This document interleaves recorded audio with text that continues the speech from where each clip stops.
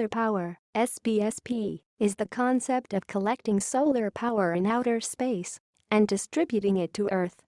Potential advantages of collecting solar energy in space include a higher collection rate and a longer collection period due to the lack of a diffusing atmosphere, and the possibility of placing a solar collector in an orbiting location where there is no night. A considerable fraction of incoming solar energy, 55–60%, is lost on its way through the Earth's atmosphere by the effects of reflection and absorption. Space-based solar power systems convert sunlight to microwaves outside the atmosphere, avoiding these losses due to the Earth's rotation, but at great cost due to the expense of launching material into orbit. SPSP is considered a form of sustainable or green energy, renewable energy, and is occasionally considered among climate engineering proposals. It is attractive to those seeking large-scale solutions to anthropogenic climate change or fossil fuel depletion, such as peak oil. Rectenna is a rectifying antenna, a special type of antenna that is used for converting electromagnetic energy into direct current, DC, electricity. They are used in wireless power transmission systems that transmit power by radio waves. A simple rectenna element consists of a dipole antenna with an RF diode connected across the dipole elements. The diode rectifies the AC current induced in the antenna by the microwaves to produce DC power, which powers our load connected across the diode. Schottky diodes are usually used because they have the lowest voltage drop and highest speed, and therefore have the lowest power losses due to conduction and switching. Large rectennas consist of an array of many such dipole elements. Radio frequency rectennas. The simplest crystal radio receiver, employing an antenna and a demodulating diode rectifier, is actually a rectenna, although it discards the DC component before sending the signal to the earphones. People living near strong radio transmitters would occasionally discover that with a long receiving antenna, they could get enough electric power to light a light bulb. However, this example uses only one antenna having a limited capture area. A rectenna uses multiple antennas spread over a wide area to capture more energy. Researchers are experimenting with the use of rectennas to power sensors in remote areas. RF rectennas are used for several forms of wireless energy transfer. In the microwave range, experimental devices already reached a power conversion efficiency of 85 to 90%.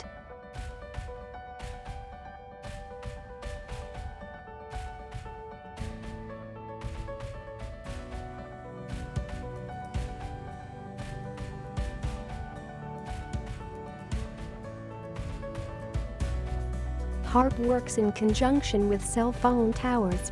There goes the neighborhood. See the main article on this topic, Gwen Towers. Mobile wireless towers are ugly, and there are lots of them. More are being installed every day, often visually blighting rural landscapes in suburban neighborhoods.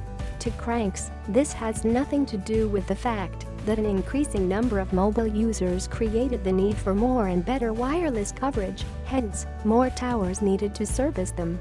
Instead, they claim these towers somehow work in conjunction with a long ago deactivated communication system called the Ground Wave Emergency Network, GWEN, which somehow relays HAARP signals.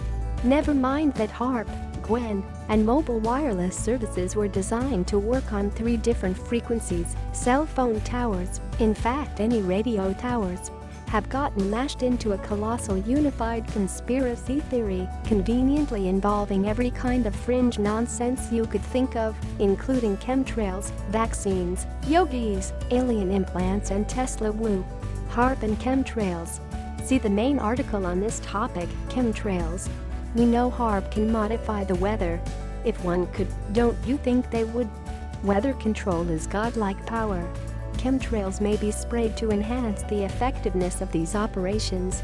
There are at least 2 logical fallacies in the above sentences. But that's what you get from someone who delivers pizza and drives a cab when they're not appearing as a research expert on Coast to Coast. According to very imaginative crook speculations, chemtrail planes spray metallic particles of aluminum, barium, and strontium to enhance the connection between the lower and upper atmosphere and make it easier for HAARP to manipulate the ionosphere, which somehow affects the lower areas of the atmosphere and the weather.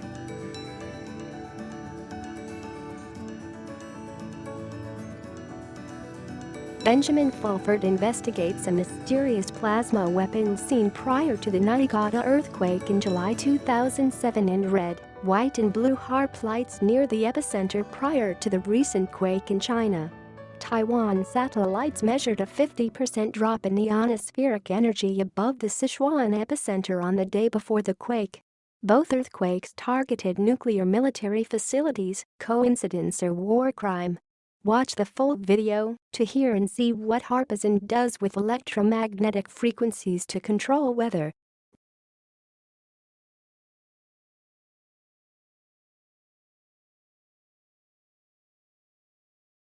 Last year, I confronted Heizo Takenaka, the former Japanese finance minister, over why he handed over control of the Japanese financial system to a group of American and European oligarchs.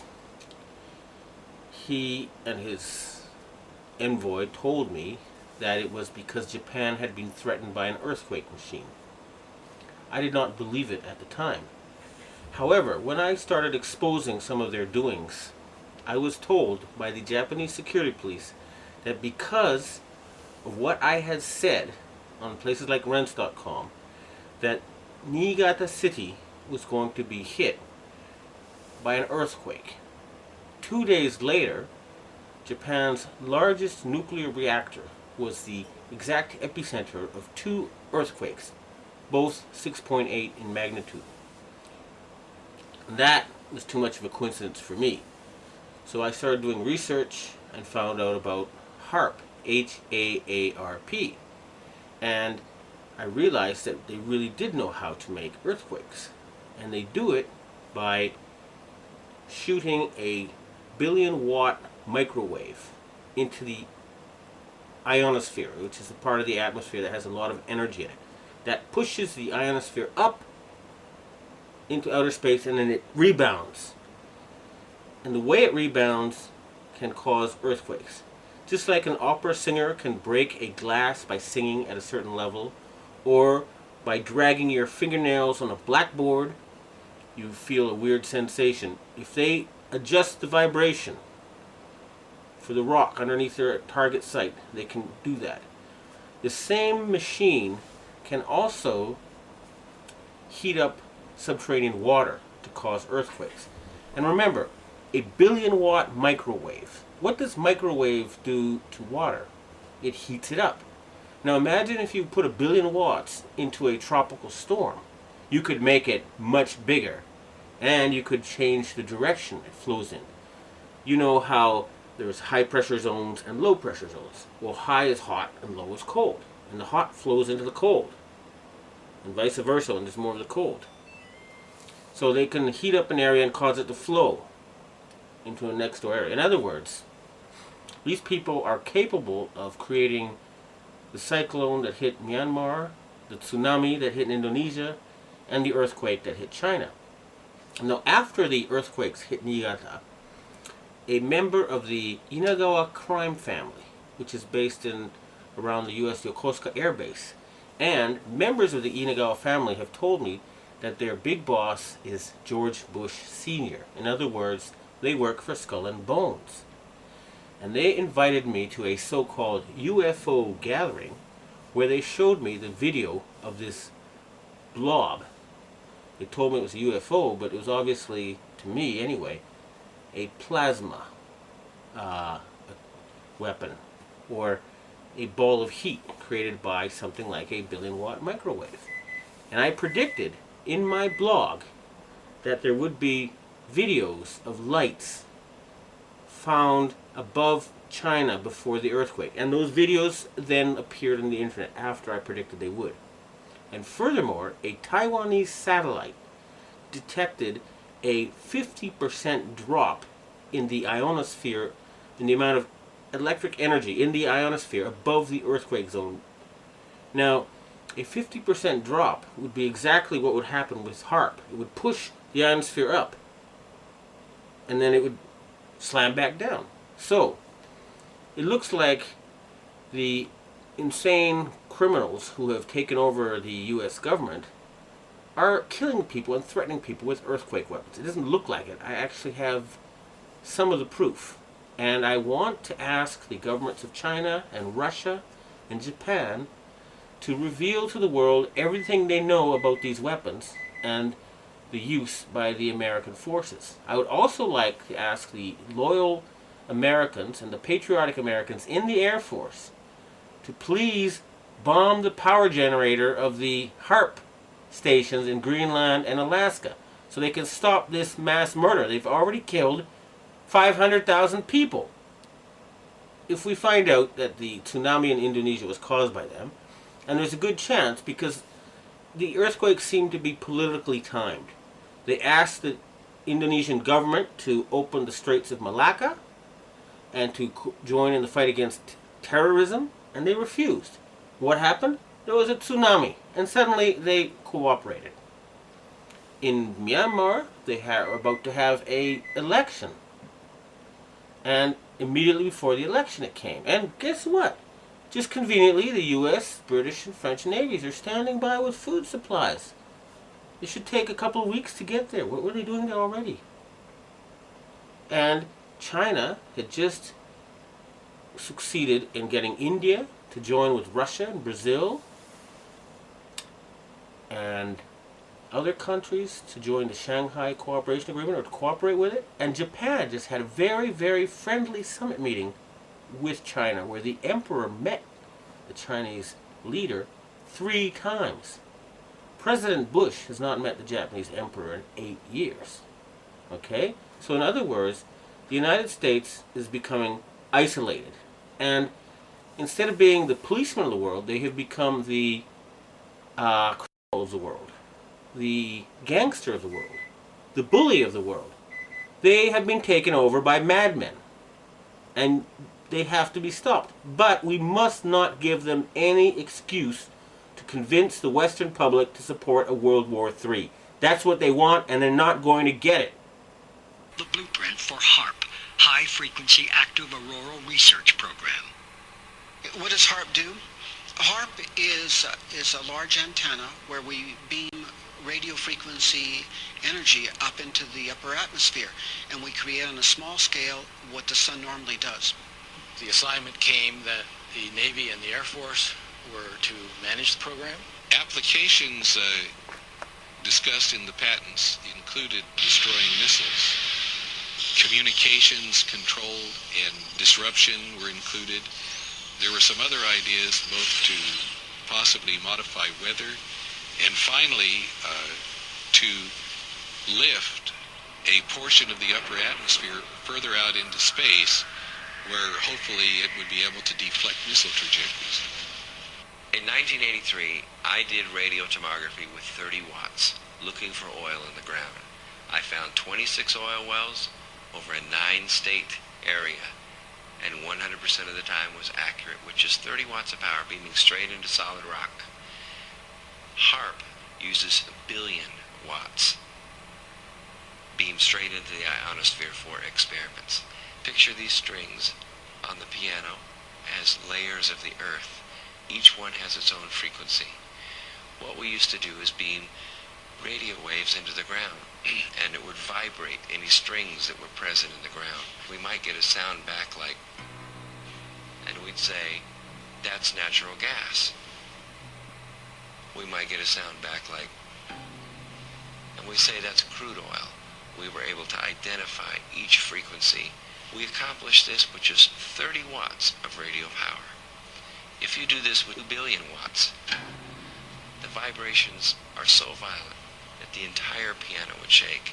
In fact, the whole house would shake. In fact, the vibrations could be so severe underground that could even cause an earthquake. HAARP can create some of the effects that the sun creates that are similar to the aurora borealis. HAARP can paint designs in the sky, if you will. You know, it can take the beam and move it in any pattern that the scientist who's doing an experiment might want to do.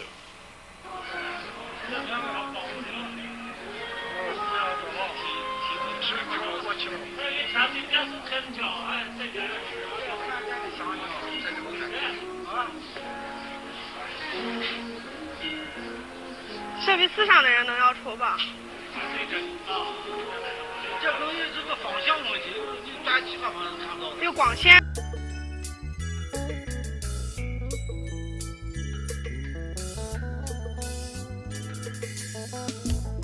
Allez, là qui temps passé, est arrivé pour nous séparer. Mais graduation arrivée sous nous, est-ce que nous parlons pour la vie? Une dernière fois nous rassembler, tout le monde ensemble pour nous fêter.